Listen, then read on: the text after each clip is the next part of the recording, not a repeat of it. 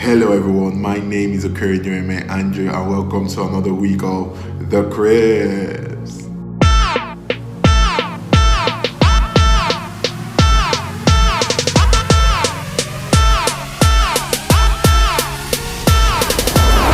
Welcome to The Crib. So, this week we continue with the story we were sharing last week. If you haven't seen the video we shared last week, please just pause this and go back to the other videos and see what we were talking about last week. So now I'm in SS3, wanting to go into the uni, and I had a lot of things in my mind. Yeah, so I was very good in math. I was that was I could wake up and do math at any time, but growing up, I want to do the professional courses and all that. So I was contemplating about mechanical, petroleum. I know I wasn't going anywhere near electrical because anytime I did a practical in school, it didn't work. So it was either petroleum or mechanical. So I think at one point my dad thought I was going to do petroleum because I was talking. Then my mom at one point was like, no, mechanical had more options. Look, I went to fill my jam form that day. I had no clue what I was going to put. I got there, looked at my jam form, and I was like, what do I do now? Then I was just filling my name, and I got to the course I also mechanical engineering. I don't know why I picked mechanical engineering, but I wrote mechanical engineering. But that's fine. So moving on, I submitted that in my school, Federal University of Petroleum Resources. Then, I didn't know the school. My dad found the school, and I was like, okay, cool. I didn't want to go to Uniben anyways. I didn't want to go to school in Benin. So I was like, fine. I was going to Warri to school there, and I went there, and my God, the school just started like maybe 3 years before me or 4 years before I got into the school, and I was like, no. I went to UDSS, remember, like Uniben Demonstration Secondary School. So I've seen Uniben as a child walk around Uniben. So that was my mindset of all universities. But I was wild. I was like, what is this? There's a lot of push and everything. I was going to fail this exam. That's what I told myself. I was going to fail this exam because I didn't want to go here. But getting into the exam hall, I saw the papers, and I just wrote, and I just wrote, and I came out very well, very well.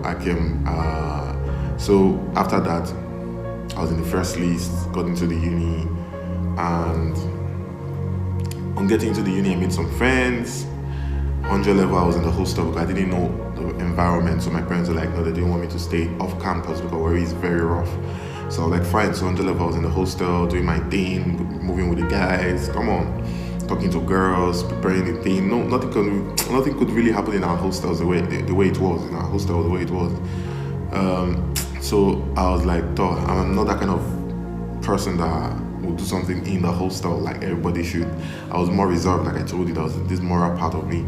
So running my things underground, and I was like getting my house in 200 level. So the 100 level had passed. I made a very amazing friend. I'm going to talk about that friend later on. Then it was the 100 level breaks to get into 200 level. I got my house pimped it up, got my sound system. When that kind of sound system, like home theater, yes, I got that.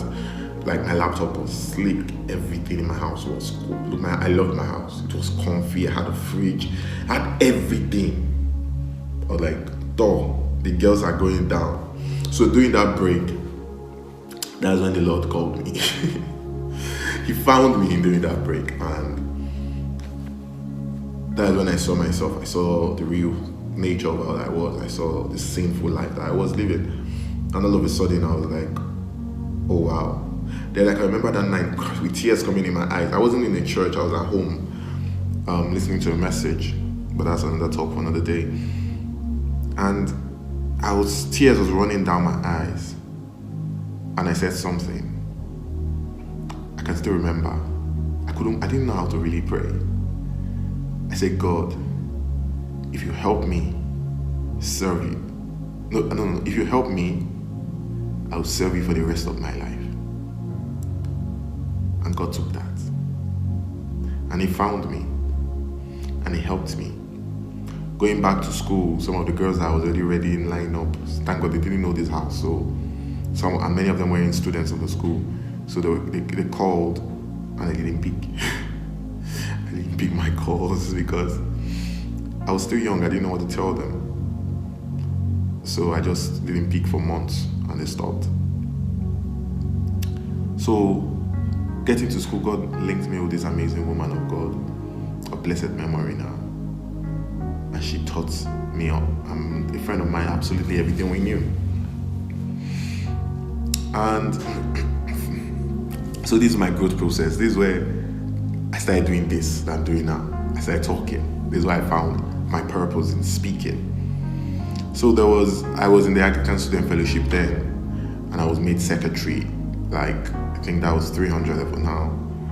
So the president in his final year, said he couldn't do it anymore, that it was in his final year, he has to concentrate on his project. And I was like, okay, I haven't heard that before. I think we can do God's work on that. But what did I know? I was just barely 1 year in. Then the vice president went for IT. So she wasn't around at all, she wasn't in school. All of a sudden, the secretary had to take over the fellowship. I didn't know much of what to do then. The Anglican students weren't very much. We haven't gotten a lot of people then. I think it wasn't too long. They took it seriously. So because of my commitment, I was made secretary, not because of my debt, not at all. But there was something I did. The fellowship was on Wednesday, and the woman that groomed me and my friend, the fellowship was a Tuesday. So I went to her fellowship on Tuesday, and after all she had said, I jot them down diligently. Then I go on Wednesday, and I preached it verbally, word for word, what he or she had said. And at first, standing in front of that, I was terrified. But with time, it became natural to me. But still, I wasn't deep enough to give the kind of message I was giving, but I was giving someone else's message. So it's fine to copy at first, but God will build you and make your own self come out from what you're doing. So that was what happened. It was a very funny story. Many of them don't know till now that was what I did, but that was exactly what I did. So moving on, so now going back to 200 level. I want to go back to 200 level because something happened there that hit me a lot. I talked about a friend I had in 100 level. Was an amazing girl. Funny enough, people thought we were dating because I started talking from 100 level. But as a bad guy from 100 level, it wasn't actually in my mind to date her. So even when I became born again, that never crossed my mind. She was an amazing friend. We did a lot of things together. We talked. It was so seamless. And at that time, most of our friends were getting into a relationship. So it's as if we're not left alone. This guy is getting into a relationship with this, so it's with her. This girl is getting into a relationship with this guy, so it's with him. So it was just both of us not in relationships. We didn't care. We're laughing, cracking jokes, having fun, talking about some of my new beliefs. She didn't agree with some, but she was a beautiful soul. And she traveled home one day. In 2 days' time, I had a call that she was gone, dead. My friend, he listens to this sometimes. Ebuka could testify to this that day I was lost in mind. If you can remember him stopping me outside the gate, I was just walking blank in mind, and it was like he hadn't seen me start blank before. And when I told him what he was eating dropped out of his hands, and that's when I started crying, like a baby, like crying. You could hear that, those hicks. That hit me almost true. I would say I didn't open my heart to any female friend I haven't gotten out of that point. Like when she died, I didn't make new female friends. So the ones I had were the ones I already had before then. I didn't know. I really did not know until I got into my latter part of school, maybe 500 level, and I met an old friend, and that opened me up again into that beauty that I saw in that other girl that was a friend, and I saw in this one, and the same sincerity and beauty and just amazing. My friend Onolunose Okose, Hannah, don't go and look her up. I love you. Don't trust all these boys. But she's a beautiful soul. And that was when I started feeling those pain again, and I started working on it. I didn't know it was there, it was residing. So something to get from today's story is there might be some hidden pains, and it just hidden there and stopped a lot of flow in you, and you do not know. A lot of creativity in you, and you do not know, because the pain kind of boxes it up. It's okay to let go. It's not bad. You haven't forgotten about the person. Today I talked about Siley Gift. She doesn't even know about YouTube. Then we didn't know about YouTube. We didn't go into YouTube. But now her name has been mentioned on YouTube. You see, remember the story of the woman that God said that because of what you have done, anywhere the gospel is preached, your name will be mentioned. Everywhere my gospel is preached, her name will be mentioned. Because she's a beautiful soul. Or she was a beautiful soul. And she was part of this journey. She was part of what made me emotional and vulnerable. I became open to people.